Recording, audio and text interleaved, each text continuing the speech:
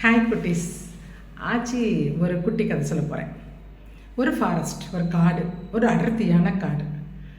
மரம், செடி, கொடி, அருவிகள், ஒரு மிதமான வெயில், ரொம்ப ஒரு அழகாக இயற்கையோடு சேர்ந்த ஒரு காடு, அடர்த்தியான காடு.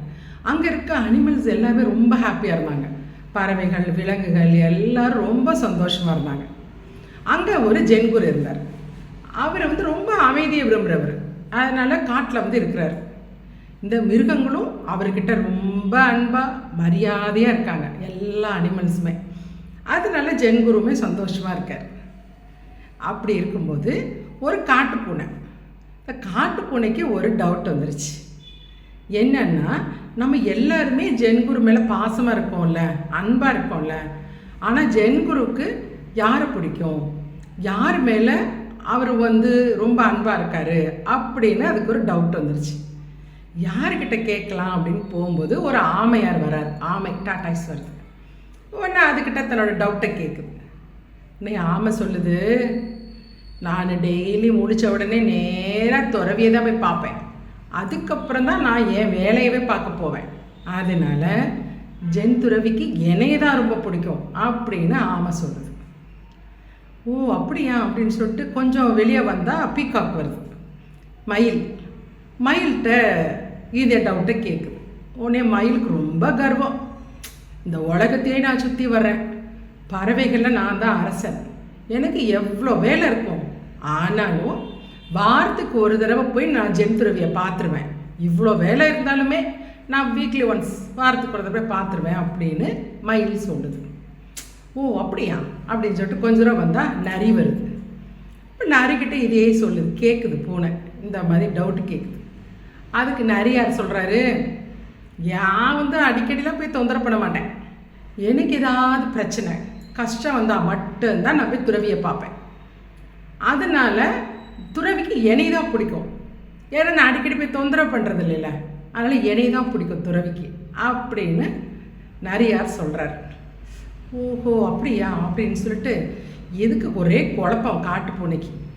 சரி நம்ம நேராக போய் குருவிட்டே கேட்டுருவோம், ஜென்துறவிட்ட போய் கேட்டுருவோம்னு சொல்லிட்டு கிளம்பி போகுது. அப்போ பார்த்தீங்கன்னா ஒரு குரங்கு வேகமாக மரக்கிளையை பிடிச்சி ஜம்ப் பண்ணி வேகமாக போயிட்டுருக்கு. உடனே காட்டு பூனை ஸ்டாப் அப்படி நிப்பாட்டுது. இது மாதிரி டவுட்டை கேட்குது. குரங்கு சொல்லுது, நான் ஒருத்தருக்கு ஹெல்ப் பண்ண போயிட்டுருக்கேன், நீ இப்போ நடு வழியில் நிப்பாட்டி எனக்கு கேள்வியெலாம் கேட்காத, எனக்கு வேலை இருக்குது, ஒருத்தங்க கஷ்டத்தில் இருக்காங்க, நான் போய் ஹெல்ப் பண்ண போகணும் அப்படின்னு. இல்லை நீ சொல்லிட்டு போ அப்படின்றது பூனை. எனக்கு ஜென் துறவி யார் மேலே அன்பாக இருக்கார், பாசமாக இருக்கால எனக்கு முக்கியமே கிடையாது. அதில் எனக்கு தெரிஞ்சுக்கிறதுக்கும் எனக்கு விருப்பம் கிடையாது. ஏன் வேலையை நீ பார்க்க விடு, நான் போகிறேன்ட்டு குரங்கு வேகமாக போயிடுச்சு. இன்னும் காட்டு பூனை இது எல்லாருக்கும் ஹெல்ப் பண்ணுற குணம் இதுக்கு இருக்குது, சுவாபம் அதுக்கு இருக்குது. இருந்தாலும் துறவிக்குன்னு ஒரு இம்பார்ட்டன்ஸ் கொடுக்க வேண்டாமா, நம்ம போய் நேராக துறவியை போய் பார்க்கலான்னு சொல்லிட்டு துறவியை போய் ஜென் துறவியை பார்க்க போகும். நடந்தது எல்லாத்தையும் சொல்லுது, யார்கிட்ட பேசிச்சோ எல்லாத்தையும் சொன்னோன்னே ஜென் துறவி சொல்கிறாரு, எனக்கு காட்டில் இருக்க எல்லாரையும் ரொம்ப பிடிக்கும். எல்லா பறவைகள், விலங்குகள், குட்டி குட்டி பூச்சி முதற்கொண்டு எனக்கு ரொம்ப பிடிக்கும்.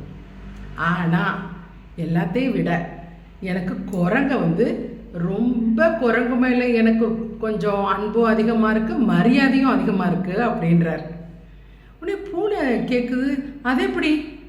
ஆமை உங்களை டெய்லி பார்த்துட்டு அப்புறம் தானே அது வேலைக்கே போகுது, டெய்லி பார்க்குற ஆமையை உங்களுக்கு பிடிக்கலையா? குரங்கு உங்களை கண்டுக்கவே மாட்டேங்குது, நீங்கள் போய் ஏன் குரங்க சொல்கிறீங்க அப்படின்னு சொல்லிட்டு பூனை கேட்குது. ஜென் துறவி சொல்கிறாரு, மற்றவங்களுக்கு ஹெல்ப் பண்ணுறாங்கல்ல, மற்றவங்க ஹெல்ப் பண்ணுற அந்த குணம் இருக்குது பாருங்களேன், அது ரொம்ப முக்கியமானது. அது யாருக்கும் டக்குன்னு வராது. அந்த குணம் ரொம்ப உயர்வான ஒரு குணம். ஒருத்தங்க கஷ்டத்தில் இருக்க போய் ஹெல்ப் பண்ணுறோம் பாருங்களேன், அந்த மாதிரி ஒரு குணம் அது தெய்வத்துக்கு சமானம். சரியா?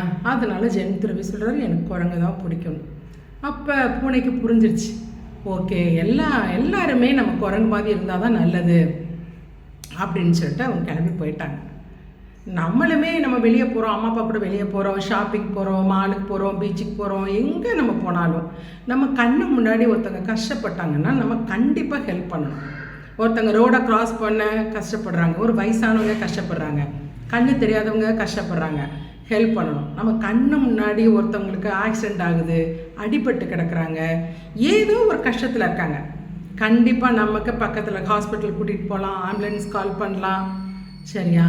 மற்றவங்களுக்கு ஹெல்ப் பண்ணுறது ரொம்ப ரொம்ப முக்கியம். நம்மளால் முடிஞ்ச அளவுக்கு மற்றவங்களுக்கு ஹெல்ப் பண்ணணும்.